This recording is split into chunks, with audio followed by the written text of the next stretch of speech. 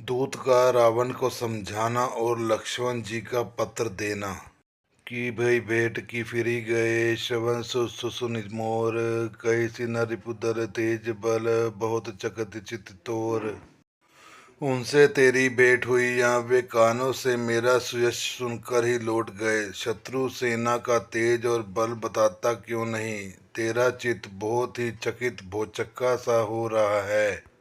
नाथ कृपा करि पूछ्यो जैसे मानु कहाँ क्रोध तज तैसे मिला जाय जब अनुज तुम्हारा जाति राम तिलक ते सारा। दूत ने कहा, हे नाथ आपने जैसा कृपा करके पूछा है वैसे ही क्रोध छोड़कर मेरा कहना मानिए, मेरी बात पर विश्वास कीजिए। जब आपका छोटा भाई श्री राम जी से जाकर मिला तब उसके पहुंचते ही श्री राम जी ने उसको राज तिलक कर दिया। रावण दूत हमें सुनिकाना कपि बांध दीने दुख नाना श्रवण नासिका काटे लागे राम शपथ दीन हम त्यागे। हम रावण के दूत हैं, ये कानों से सुनकर वानरों ने हमें बांधकर बहुत कष्ट दिए, यहाँ तक कि वे हमारे का नाक कान काटने लगे। श्री राम जी की शपथ दिलाने पर कहीं उन्होंने हमको छोड़ा। पूछ्यो नाथ राम कटकाई बदन कोटि सत बरनी न जाई नाना बरन भालु कपिधारी विकटा नन विशाल भयकारी। हे नाथ आपने श्री राम जी की सेना पूछी तो वह तो 100 करोड़ मुखों से भी वर्णन नहीं की जा सकती। अनेकों रंगों के भालू और वानरों की सेना है जो भयंकर मुख वाले, विशाल शरीर वाले और भयानक हैं।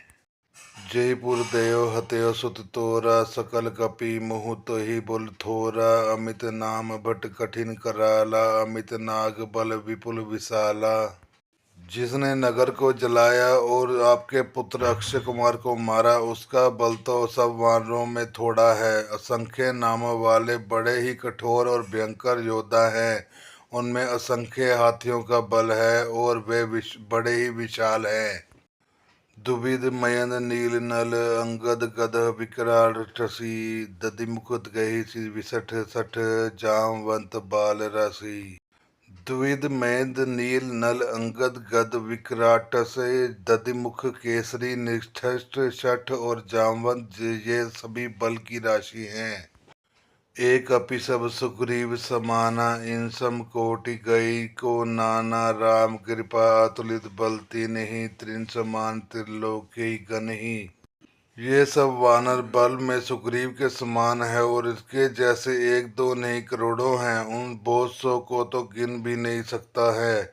श्री राम जी की कृपा से उनमें अतुलनीय बल है, वे तीनों लोकों में तृण के समान तुच्छ समझते हैं। असमय सुना श्रवण 10 कंदर पद्म 18 जूथब बंदर नाथ कटक मह सो कपिनाही जो न तुम्हें जीत रन माही। हे दशग्रीव मैंने कानों से सुना है कि 18 पद तो अकेले वानर के सेनापति हैं। हे नाथ उस सेना में ऐसा कोई वानर नहीं है जो आपको रण में ना जीत सके। परम क्रोध मी जय सब हाथा आयुध पे ना दही रघुनाथा सोच सिंधु सहित शठ व्याला पूरी नाथ भूमि कुदर विशाला। सब के सब अत्यंत क्रोध से हाथ मीचते हैं पर श्री रघुनाथ जी उन्हें आज्ञा नहीं देते। हम मछलियों और सांपों सहित समुद्र को सोख लेंगे, नहीं तो बड़े बड़े पर्वतों से उसे भरकर पूर पाट देंगे। मर्दी गर्द मिलावे 10 सीसा ऐसे वचन कहे सब कीसा गर्ज तर्ज सहज असंका मानो ग्रसन सहज हसी लंका। और रावण को मसल कर धूल में मिला देंगे। सब वानर ऐसे ही वचन कह रहे हैं, सब सहज ही निडर हैं, इस प्रकार गरजते और डपटते हैं मानो लंका को निगल ही जाना चाहते हैं। सहज सूर कपि भालु सब पुन सिर पर प्रभु राम रावण काल कोटि कहु जीत सकई संग्राम। सब वानर भालू सहज ही शूरवीर हैं, फिर उनके सिर पर प्रभु सर्वेश्वर श्री राम जी हैं। हे रावण वे संग्राम में करोड़ों कालों को जीत सकते हैं। राम तेज बल बुद्धि विपुलाई शेष सहस सत सकी न गाई सक नर एक सोषि सत सागर तब भ्रातई पूछे नय नागर। श्री राम जी के तेज सामर्थ्य, बल और बुद्धि की अधिकता को लाखों शेष भी नहीं गा सकते।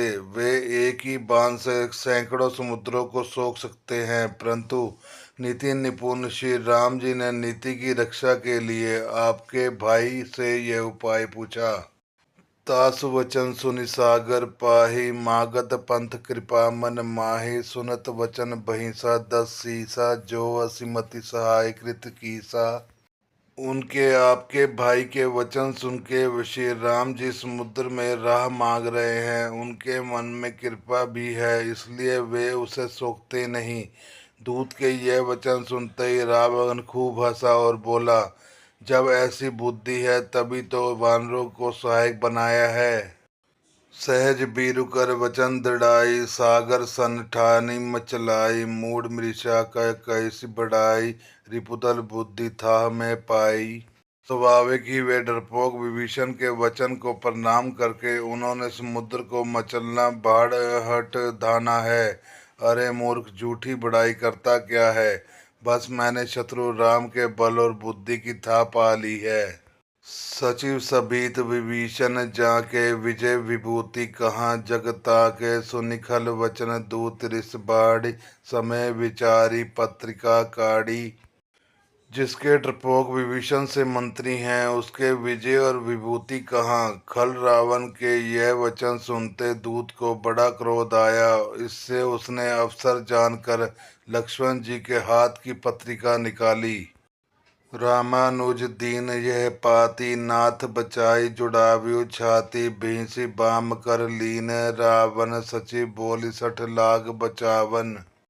और कहा, श्री राम जी के छोटे भाई लक्ष्मण ने यह पत्रिका दी है। हे नाथ, इसे बचवा कर छाती ठंडी कीजिए। रावण ने हंसकर उसे बाएं हाथ से लिया और मंत्री को बुलाकर वह मूर्ख उसे बचाने लगा। बातें मनि रिझाई सठ, जनि धाले सिकुल खीस। राम विरोध न उबरहि, शरण विष्णु इच ईश। पत्रिका में लिखा था, अरे मूर्ख, केवल बातों से ही मन को रिझाकर अपने कुल को नष्ट भ्रष्ट कर ना कर। श्री राम जी से विरोध करके तू विष्णु ब्रह्मा और महेश की शरण जाने पर भी नहीं बचेगा। की तज मान अनुज एव, प्रभु पद पंकज भृंग। होय की राम सरनानल खल, कुल सहित पतंग।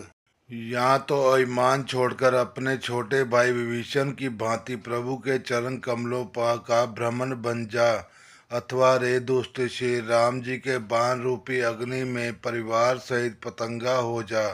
दोनों में से जो अच्छा लगे सो कर। सुनत सबे मन मुख मुस्काई, कहत दसानन सभी सुनाई। भूमि परा कर गहत आकाशा, लघु तापस कर बाग विशासा। पत्रिका सुनते ही रावण मन में भयभीत हो गया, परंतु मुख से ऊपर से मुस्कुराता हुआ वह सबको सुनाकर कहने लगा, जैसे कोई पृथ्वी पर पड़ा हुआ हाथ में आकाश को पकड़ने की चेष्टा करता हो, वैसे ही यह छोटा तपस्वी लक्ष्मण वाली किसान करता हुआ ढींग हाँकता है। कह सुखनाथ सत्य सब बानी, समझे छाड़ी प्रकृति अभिमानी। सुनो वचन मम परिहरि क्रोधा, नाथ राम सन तजो विरोधा। शुकदूत ने कहा, हे नाथ, अभिमानी स्वभाव को छोड़कर इस पत्र में लिखी सब बातों को असत्य समझिए। क्रोध छोड़कर मेरा वचन सुनिए। हे नाथ, श्री राम जी से वैर त्याग दीजिए। अति कोमल रघुवीर स्वभाव, जद्यपि अखिल लोक कर राव। मिलत कृपा तुम पर प्रभु की रही, और अपराध न एक धरही।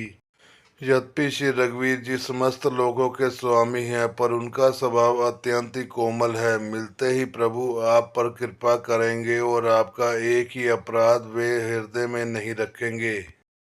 जनक सुता रघुनाथ ही दीजे, ऐतना कहा मोर प्रभु कीजे। जब ते कहा देन विदेही, चरम प्रहार कीन सटते ही। जानकी जी श्री रघुनाथ जी को दे दीजिए। हे प्रभु, इतना कहना मेरा कीजिए। जब उस दूत ने जानकी जी को देने के लिए कहा, तब दुष्ट रावण ने उसको लात मारी। नाई चरण सिरु चला सो ताहा, कृपा सिंधु रघुनायक जहाँ, करई प्रणाम निज कथा सुनाई, राम कृपा आपनी गति पाई। वह भी विभीषण की भांति चरणों में सिर नवाकर वहीं चला जहाँ कृपा के सागर श्री रघुनाथ जी थे। प्रणाम करके उसने अपनी कथा सुनाई और श्री राम जी की कृपा से अपनी गति मुनि का स्वरूप पाया। ऋषि अगस्त की साप भवानी, राक्षस भयो रहा मुनि ज्ञानी, बंदी राम पद बारहि बारा, मुनि निज आश्रम कहु पगधारा।